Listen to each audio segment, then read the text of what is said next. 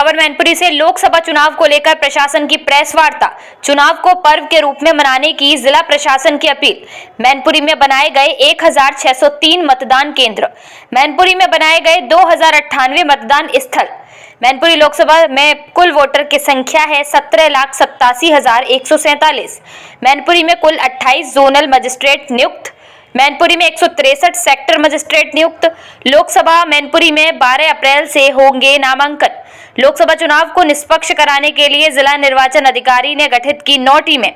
9 टीमों में उड़नदस्ता टीम, स्थानीय निगरानी टीम, MCC टीम, सहायक व्यय प्रेषक, वीडियो निगरानी टीम, वीडियो अवलोकन टीम, लेखा टीम, मीडिया प्रमाणन समिति, व्यय अनुवीक्षण नियंत्रक नियुक्त व्यवस्था रहती है। लेकिन इस बार आप लोगों के माध्यम से मैं बताना चाहूंगा कि 3 ऐप इंपॉर्टेंट है जो कि मतदाताओं को सुविधा प्रदान करेगा। एक है वोटर हेल्पलाइन ऐप, दूसरा है सी विजिल और तीसरा है KYC। तो जो WHA है, वोटर हेल्पलाइन ऐप है, इसके माध्यम से कोई भी मतदाता अपना मतदाता होने का वो अपने मोबाइल से ही वो सर्च कर सकता है, अपना EPIC डाउनलोड भी कर सकता है और अपने BLO और ERO के विषय में जो इलेक्टोरल रजिस्ट्रेशन अफसर है उनके विषय में वो जानकारी भी हासिल कर सकेगा कि उसका किस भाग संख्या में कहा नाम है, उसके BLO कौन है, ERO कौन है। ये एक बहुत सुविधा मतदाताओं का ऐप है, वोटर हेल्पलाइन ऐप। और इसके माध्यम से अगर उसके पास चाहे तो अपना EPIC डाउनलोड भी कर सकता है, EPIC डाउनलोड कर सकता है। दूसरा सी विजिल का ऐप है। सी विजिल के माध्यम से वो कहीं भी जा रहा है तो अपना कोई भी कंप्लेंट चाहे तो उसको रुक करके वहां से वो उसका ऑडियो वीडियो बना सकता है अपने एंड्रॉयड फोन से या मोबाइल से और उसको वो हमारे यहाँ सेंड कर सकता है। सी विजिल ऐप के माध्यम से जो चीज भी उसका कंप्लेंट होगा वो हम लोग उसका रनिंग लोकेशन, उसका लॉन्गिट्यूड लैटिट्यूड के आधार पर खुद ही सर्च करेंगे और 100 मिनट के अंदर उसको एक्शन टेकन रिपोर्ट कंप्लायंस करके उसको अवगत कराएंगे।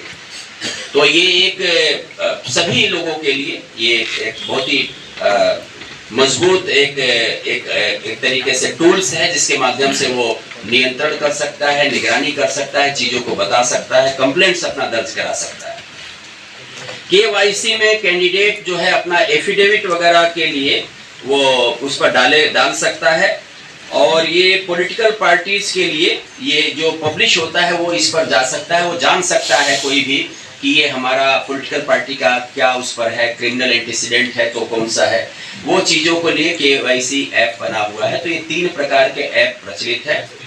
राजनीतिक दलों के लिए सुविधा पोर्टल के माध्यम से भी वो अप्लाई करके परमिशंस ले सकते हैं। उनके लिए जरूरी नहीं कि वो आज चल के ही आए, सुविधा पोर्टल का उपयोग कर सकते हैं। तो ये तमाम IT प्लेटफॉर्म इस बार भारत निर्वाचन आयोग ने मतदाताओं की और राजनीतिक दलों की सुविधा के लिए लॉन्च किया हुआ है। MCMC के प्रावधान लागू हुए हैं, मीडिया सर्टिफिकेशन का, जिसमें प्री सर्टिफिकेशन होता है राजनीतिक दलों के लिए। ये जरूरी है कि वो कोई अगर अपना न्यूज प्रकाशित करते हैं, प्रचार के रूप में प्रचार सामग्री प्रकाशित करते हैं या इलेक्ट्रॉनिक चैनल पर चलाते हैं तो उसका प्री सर्टिफिकेशन कराएं वो पहले से। तो MCMC कमेटी हमारी अध्यक्षता में बनी हुई जिला निर्वाचन अधिकारी की, जिसमें जिला सूचना अधिकारी जी भी शामिल हैं और उनके माध्यम से अप्रोच करके इसमें कोई भी इस प्रकार का प्रचार सामग्री अगर मुद्रित कराना हो, समाचार पत्रों के माध्यम से प्रचार करना हो या चैनल के माध्यम से, केबल्स के माध्यम से, तो उसका प्री सर्टिफिकेशन वो करा सकते हैं। यही चीज पेड न्यूज के लिए भी ये लागू होता है। तो ये MCMC की टीम भी जनपद में गठित कर दी गई है। कुल मिला कर की जो प्रारंभिक तैयारियां, आपसे हम लोग रेगुलरली मिलते भी रहेंगे अपने मीडिया के साथियों से, और ये भी बहुत जरूरी है कि जैसा कि कल अभी हमारे अधिकारी भी आपसे चर्चा कर रहे थे कि मिस इन्फॉर्मेशन, अभी कल के जो भारत निर्वाचन आयोग का जो प्रेस एड्रेस था उसमें हम लोग सुन भी रहे थे कि 4M पर बात किया था सर ने, और उसमें एक पार्ट था उसका मिस इन्फॉर्मेशन। कई बार कई ऐसी चीजें होती हैं जो कि सोशल मीडिया में विशेष करके जो कि इस प्रकार से चलती हैं जो कोई फैक्ट पर आधारित नहीं होता है, लेकिन वो इस प्रकार से तेजी के साथ वो अपना इम्पैक्ट दिखाती हैं कि अननेसेसरी लोगों में एक गलत धारणा, गलत प्रकार की चीजें डेवलप करती है, वहां जरूर आपके एक एक्टिव रोल, एक सकारात्मक सहयोग की हम लोगों को अपेक्षा रहेगी पूरे चुनाव भर में। लेकिन इसके अलावा भी मीडिया के सभी साथियों का, क्योंकि आप जो है दिन रात लोगों के बीच में काम करते हैं, सूचनाओं का संकलन करते हैं, तो आपका जो भूमिका है स्वस्थ लोकतंत्र में और एक पारदर्शी व्यवस्था में आपका बहुत सहायक हो सकता है। आपके माध्यम से हम लोग बहुत सारी ऐसी सूचनाएं समय रहते प्राप्त कर सकते हैं, जो कि जिसके का आधार पर कि कोई भी ऐसी चीज हो सकती है जिसको कि कंट्रोल करने के लिए हमारे पास समय मिल जाए, चीजें मिल जाए और उसको हम लोग समय रहते ठीक कर लें, करेक्ट कर लें, या कहीं पर कोई ऐसी चीज हो रही है जिसमें हम लोगों को और अटेंशन की जरूरत हो, उस पर हम लोग फोकस कर सकते हैं। तो मैं आशा करता हूं कि आगे चल करके हम लोग बराबर इसमें मिलते भी रहेंगे और हम लोग चीजों पर आपस में शेयर करेंगे। नॉमिनेशन फेज अभी चूंकि हमारे यहाँ से बाद में है, थर्ड फेज में है, और हमारे यहाँ नोटिफिकेशन का 12 अप्रैल का डेट रखा हुआ है भारत निर्वाचन आयोग ने, तभी वक्त है। इस बीच में हम लोग फिर मिलेंगे और उसमें नॉमिनेशन के पहले फिर उसकी क्या तैयारियां हैं, उसमें क्या मानक है, उस पर हम लोग फिर विस्तृत चर्चा करेंगे। 16 मार्च को देश में लोकसभा सामान्य निर्वाचन की घोषणा भारत निर्वाचन आयोग द्वारा कर दी गई है और तत्काल प्रभाव से जनपद में भी आदर्श आचार संहिता लागू कर दी गई है। एक बार जरूर हम इस बात से जरूर शुरू करना चाहेंगे कि ये हम लोगों के लिए निश्चित रूप से एक प्राइड मोमेंट होता है, जबकि हम लोग दुनिया के सबसे बड़े इस डेमोक्रेटिक फेस्टिवल में जो हम लोग का जनरल इलेक्शन होता है, खास करके लोकसभा का जब पूरे देश भर में चुनाव का उत्सव प्रारंभ हुआ है और पूरे देश में जो आंकड़े हैं 96.8 करोड़ मतदाता, मैंने बहुत आसानी से ये इमेजिन करना भी कि 96.8 करोड़ मतदाताओं को के द्वारा इसमें पार्टिसिपेशन किया जाएगा। इतना बड़ा त्योहार, कई प्रायद्वीपों को मिला करके भी इतनी जनसंख्या नहीं होती है जितना कि केवल और केवल हम लोगों के इस बार के मतदाता इस जनरल इलेक्शन में वोट करेंगे। महोत्सव में हम लोग भी मैनपुरी में लोकसभा का निर्वाचन कराने के लिए पूरी तरह से तैयार हैं, भारत निर्वाचन आयोग के दिशा निर्देशों के अनुरूप। प्रारंभिक रूप से चुनाव का शेड्यूल आप सब लोगों को मालूम भी है और यहाँ से भी बता ही दिया गया है। थर्ड फेज में मैनपुरी लोकसभा का चुनाव है। हमारे जनपद के अलावा एक विधानसभा इटावा जनपद की आती है इस लोकसभा में, जसवंत नगर। आदर्श आचार संहिता का अनुपालन कराने के लिए हम लोगों के जनपद में 163 सेक्टर, जैसा कि आप लोग पता बना दिया गया है। हमारे सारे सेक्टर मजिस्ट्रेटों की पहले से हम लोग ब्रीफिंग कर रहे हैं और पहले हम लोग उनका polling station verification, route verification और एश्योर्ड मिनिमम फैसिलिटी के कार्यों में जो मतदान केंद्रों पर आवश्यक न्यूनतम सुविधाएं मतदाताओं को दी जानी है, उनके वेरिफिकेशन के कार्यों में उनका उपयोग ले रहे थे। साइड बाय साइड जो वल्नरेबिलिटी मैपिंग का काम था, क्रिटिकलिटी का एनालिसिस होने का काम था बूथ वाइज, वो भी हम लोग थाना की टीमों के साथ सेक्टर अफसरों को लगा करके अपने जनपद में पूरा कर रहे थे। तो ये दो काम हम लोग पहले से इस जनपद में अपने कर रहे थे। अभी मॉडल कोड ऑफ कंडक्ट लागू होने के बाद से हम लोगों ने फ्लाइंग स्क्वाड की 12 टीमें, इसके अलावा एमसीसी का पालन कराने के लिए थानावार कुल 20 टीमें, जिसमें हमारे मजिस्ट्रेट भी हैं। इसके बाद वीडियो सर्विलांस की 4 टीमें, वीडियो व्यूइंग टीम की 4 टीमें, 4 लेखा टीमें, एमसीएमसी की टीम, जनपद भर में हम लोगों ने तत्काल क्रियाशील कर दिया है। हमारा कंट्रोल रूम और कॉल सेंटर भी इमीडिएटली एक्टिव हो चुका है। हम लोग कल से ही चुनाव की घोषणा के बाद से पूरे जनपद में आदर्श आचार संहिता को कड़ाई के साथ लागू कर दिए हैं तथा फ्लाइंग स्क्वाड की टीमें अपनी कार्रवाई आदर्श आचार संहिता के अनुपालन के लिए अलग अलग क्षेत्रों में शुरू कर दी।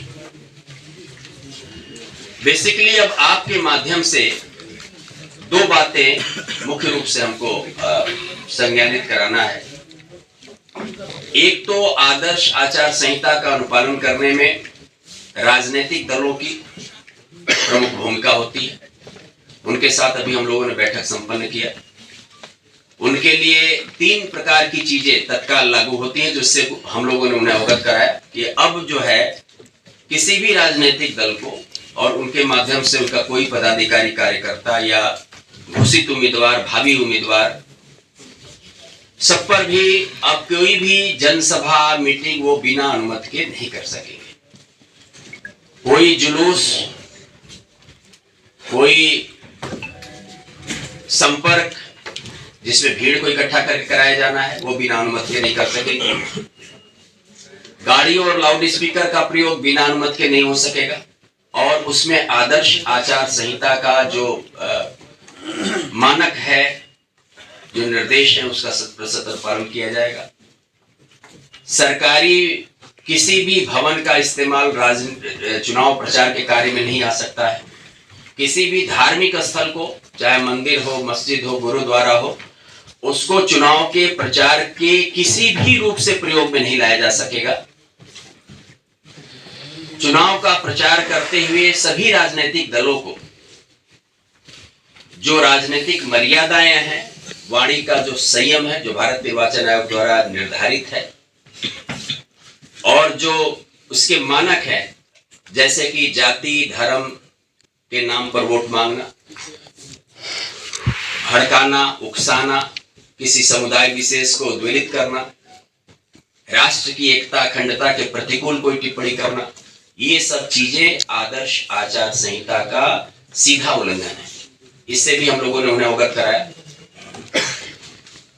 ये एक तरफ आदर्श आचार संहिता का भी उल्लंघन है, दूसरी तरफ जो हमारे प्रिविलेंट रूल एक्ट्स हैं, चाहे पीपुल्स रिप्रेजेंटेशन एक्ट हो, चाहे इंडियन पेनल कोड हो, इन सभी में भी यह विभिन्न धाराओं में दंडनीय अपराध भी है। यह बात हम लोगों ने राजनीतिक दलों को अवगत कराया है और आपके माध्यम से भी कहना चाहेंगे कि कोई भी राजनीतिक दल, संस्था, व्यक्ति, समूह व्यक्तियों का कोई भी ऐसा कार्य नहीं करेगा जिससे आदर्श आचार संहिता का उल्लंघन होता हो या प्रचलित विधि के किसी कानून या उसके उपबंधों का उल्लंघन होता हो, जैसे for example motor vehicle act, जैसे आबकारी एक्ट, जैसे आर्म्स एक्ट, इसी प्रकार के किसी अधिनियम की किसी उपबंधों का उल्लंघन उनके द्वारा नहीं किया जा सकेगा। आदर्श आचार संहिता के जो प्रतिबंध है उसका 100% पालन किया जाएगा। जो आदर्श आचार संहिता की गाइडलाइन है उसका पालन किया जाएगा और धारा 144 जो जनपद में निषेधाज्ञा लगी हुई है उसके सभी उपबंधों का पालन किया जाएगा। तो ये बात राजनीतिक दलों पर 3 प्रकार से प्रभावी होता है। एक तो आदर्श आचार संहिता, उसका 100% अनुपालन, दूसरा जो प्रचलित विधि है और उसके उपबंध है उसका अनुपालन, और तीसरा जो धारा 144 है जो जनपद में लगा हुआ है उसका अनुपालन। तो अब किसी भी चुनाव प्रचार को और उससे संबंधित गतिविधियों को, क्रियाकलाप को करने में इन 3 प्रकार से जो व्यवस्थाएं दी गई हैं उसका अनुपालन करते हुए ही किया जाना है। जहां तक प्रचार प्रसार की बात है तो जो सरकारी, अर्ध सरकारी निगमों के भवन, वाहन, संसाधन, ये तो पूर्णतया प्रतिबंधित हैं, किसी भी प्रकार के चुनाव कार्य में प्रयोग में नहीं लाए जा सकेंगे। दूसरा जो प्राइवेट प्रॉपर्टीज है, प्राइवेट लैंड है, प्राइवेट बाउंड्री है, प्राइवेट हाउसेज हैं, उनको भी बिना उनके ओनर के लिखित सहमति के उनका प्रयोग नहीं किया जा सकेगा। के पश्चात ही आदर्श आचार संहिता जनपद में भी लागू हो गई और इसको इम्प्लीमेंट कराने के लिए विभिन्न टीमों का गठन किया गया है। 163 सेक्टरों में बांट करके पूरे हर बूथ को, सेंटर को, ग्राम को कवर किया गया है, जिसमें विभिन्न प्रकार की किस तरह से चुनाव के संबंध में बेहतर वातावरण तैयार करना है, जो असामाजिक तत्व हैं उनको किस तरह से सूचीबद्ध करना है, किनके असलहे जमा कराने हैं और किनके विरुद्ध जो शीटर हैं या किसी भी प्रकार से पूर्व में चुनाव संबंधी घटनाओं में संलिप्त रहे हैं उनके विरुद्ध कार्रवाई करने की बात है। ये पूरा सत्यापन का काम, उनके विरुद्ध चिन्हीकरण का काम और कार्रवाई का काम चल रहा है।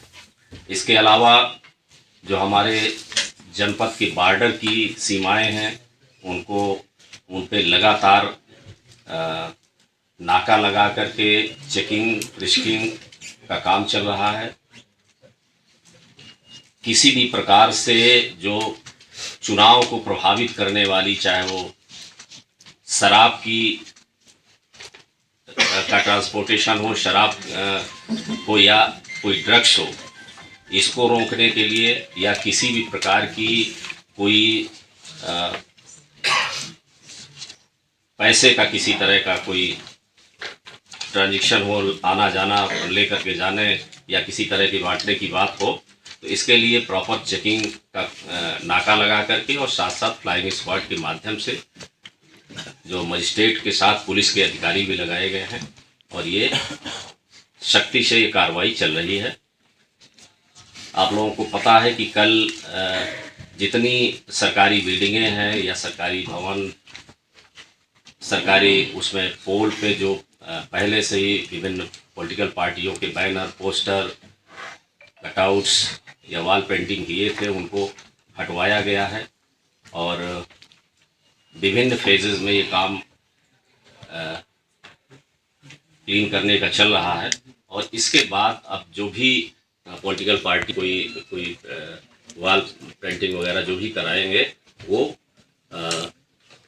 जो नियम है, जो परमिशन वगैरह लेने का कार्य वो है, उसके अंतर्गत ही कराएंगे और इसके उल्लंघन पे विभिन्न प्रकार के जो प्रावधान हैं, चाहे वो 144 के उल्लंघन पे 188 APC की कार्रवाई हो या जो लोक प्रतिनिधित्व अधिनियम 1951 का है उसकी जो विभिन्न धाराएं हैं या IPC का जो 171 की विभिन्न सेक्शन है, सब सेक्शन है और आदर्श आचार संहिता के उल्लंघन से संबंधित जो भिन्न प्रावधान हैं उनके अंतर्गत सख्ती से कार्रवाई होगी। आप काफ़ी चीज़ों से पहले से ही सब चीज़ों से परिचित रहते हैं। अभी CDO मैडम कह रही थी कि मिस जो इंफॉर्मेशन है ये कभी कभी पुष्टि वाली चीज़ें नहीं रहती हैं। आजकल सोशल मीडिया में बहुत सारी अपुष्ट खबरें कहीं की कहीं चलती रहती हैं, तो उसको आप लोगों से एक ज़रूर इस दौरान अनुरोध रहेगा कि कोई भी चीज़ हम लोगों से, जैसे भी कोई चीज़ का वीडियो वायरल हो, कोई सूचना हो, उसका ज़रूर आप लोगों से अपेक्षा रहेगी कि उसका एक बार सत्यापन उस लेवल पर ज़रूर कर लिया जाए, तभी कोई चीज़ चलाई जाए या मीडिया में उसको लिखा जाए, क्योंकि ये बहुत संवेदनशील चुनाव होता है और इसमें आप लोगों की जो सूचनाएं हैं वो बहुत ही मायने रखती हैं। तो ज़रूर आप लोगों से अनुरोध रहेगा कि सत्यापित खबरों को ही चलाएं और बाकी चीज़ें जो समय समय पर हम लोगों से, आप लोगों से संवाद होता रहेगा। जहाँ पर भी आपकी ज़रूरत हमको होगी ज़रूर आपसे संवाद रहेगा और पूरे सहयोगात्मक तरीके से जो निष्पक्षता का ध्यान रखते हुए आप लोग ज़रूर इस पे खबरों का वो चलाएंगे और उसमें लिखेंगे।